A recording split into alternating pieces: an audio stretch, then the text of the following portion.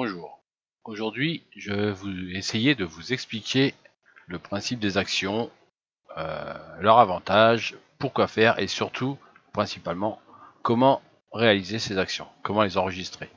Voilà. Donc tout simplement, dans Photoshop, ici vous avez une fenêtre action. Si vous ne l'avez pas, vous pouvez l'avoir en allant dans le menu fenêtre et action ici, ou en utilisant la combinaison de touches Alt F9.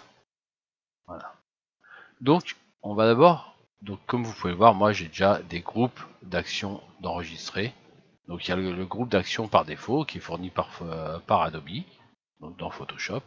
Il y a, moi j'ai un groupe d'actions que j'ai appelé perso, c'est ce que je fais régulièrement. Hein.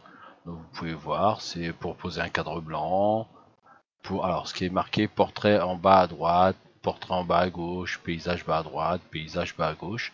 C'est par exemple pour poser mes signatures de façon automatique, avec mon petit cadre qui va bien. Voilà, donc ce que vous voyez sur toutes mes photos. Donc, tout simplement, on va commencer déjà par se créer un groupe, un ensemble, où on va regrouper toutes nos actions qu'on va utiliser, qu'on va créer. Donc pour faire, dans le bas de la fenêtre action ici, vous avez un icône en forme de dossier. Donc on clique dessus, une nouvelle fenêtre apparaît et là on va nommer ce groupe. Donc on va appeler action perso par exemple. Personnel. Voilà, donc là vous voyez un nouveau dossier s'est rajouté dans nos listes des ensembles d'actions. Donc ensuite, pour créer une nouvelle action, on va tout simplement venir ici sur le bouton créer une action. Là, on va la nommer. Donc, on va l'appeler cadre. Parce que je vais vous faire voir comment créer un cadre tout simplement. On dit dans quel ensemble on veut le mettre, cette action, dans quel ensemble on veut la mettre, cette action. Donc là, on va mettre dans action personnelle. On peut y associer des touches de fonction tout de suite où on pourra le modifier après. Donc si on prend F8 par exemple, on peut rajouter avec la touche majuscule et la touche contrôle, ça, quand on fera la combinaison des touches F8 majuscule contrôle, l'action se lancera en automatique. On peut lui associer une couleur quand on est en mode bouton au niveau des actions, je vous ferai voir l'intérêt. Donc je vais mettre du jaune pour l'instant. Et on lance l'enregistrement. Donc là vous pouvez constater qu'il y a une nouvelle action qui s'est ajoutée, donc qu'on a appelé cadre. On retrouve notre raccourci clavier ici.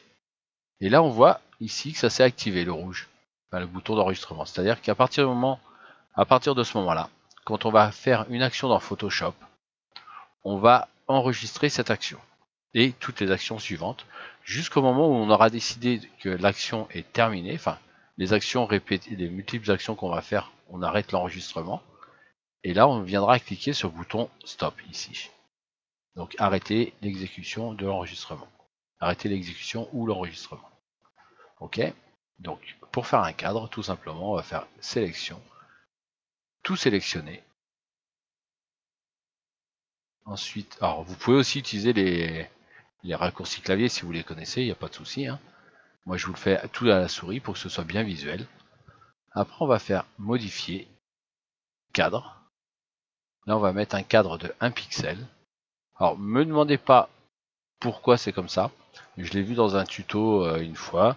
Je l'ai reproduit, ça fonctionne très bien. Si vous faites pas ça, vous allez avoir des cadres avec des bords ronds. Alors que nous on veut, enfin moi en l'occurrence, je veux un cadre avec des bords carrés. Me demandez pas pourquoi Photoshop a fait ça. Je suis pas le développeur. Donc ensuite on va intervertir notre sélection. Donc sélection toujours, intervertir, ou sinon majuscule CTRL I pour intervertir la sélection. Alors là, on va contracter notre sélection pour avoir le cadre au bord en fonction de ce qu'on veut par rapport au bord. Donc on va faire modifier, contracter, alors toujours sélection, modifier, contracter. Donc là on va mettre un bord de 25, vu qu'on a mis déjà un pixel, on rajoute un pixel de plus, donc ça fait 26. Comme ça notre cadre commencera à 25 pixels du bord de notre image. Voilà. Donc on va créer un nouveau calque ici. Donc soit en appuyant ici sur le bouton créer un calque, soit en faisant calque, nouveau calque. Ou toujours en utilisant le raccourci clavier majuscule CTRL N. Donc là on va l'appeler, donc dans la nouvelle fenêtre on va appeler notre calque cadre. En mode normal, opacité 100%. Hein. Donc là on laisse, couleur pas besoin. Ok, donc là on voit qu'ici il y a un nouveau calque qui s'est rajouté au-dessus. On va venir le remplir, édition remplir de blanc. Alors là c'est du blanc parce que j'ai un fond noir. Si j'avais eu un fond blanc, je l'aurais fait remplir en noir par exemple. Mais là, donc on laisse mode normal, opacité 100%. Et on fait OK. Et là, pof, tout est rempli de blanc à l'exception d'un petit bord qui reste noir, qui doit représenter 25 pixels. Donc on va venir une deuxième fois contracter notre sélection, sélection modifier, contracter. Donc là, on va choisir l'épaisseur de notre cadre. Donc là, je vais prendre 25 d'épaisseur, donc 25 pixels d'épaisseur. Et après, donc vous voyez, là, la sélection elle est rentrée au bord, enfin un peu plus à l'intérieur de ma photo, de mon cadre. Et on va faire édition, effacer. Ou sinon, tout simplement la touche supprime ou retour arrière de votre clavier. Voilà. Donc là, on a, donc ensuite on fait sélection, tout désélectionner ou CTRL D. Voilà. Donc là, on a fini notre cadre. Donc une fois qu'on a fini, donc là, je vous vais voir une action simple pour tracer un cadre.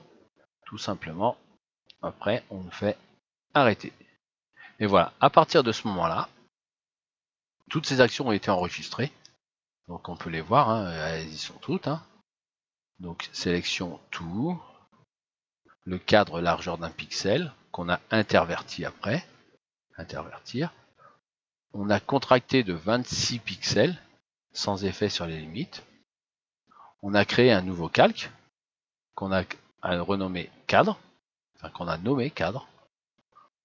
On l'a rempli en blanc, 100%, mode normal. Donc vous voyez, hein, c'est toutes les étapes qu'on a réalisées. Ensuite, on a recontracté notre sélection de 25 pixels et on a supprimé ce qui était dans notre sélection. Et ensuite, on a définir sélection sans, c'est-à-dire on a annulé la sélection. Et à partir de là, ça s'est arrêté. Ok. Donc pour vous faire voir que ça fonctionne, je viens prendre mon calque que je jette à la poubelle.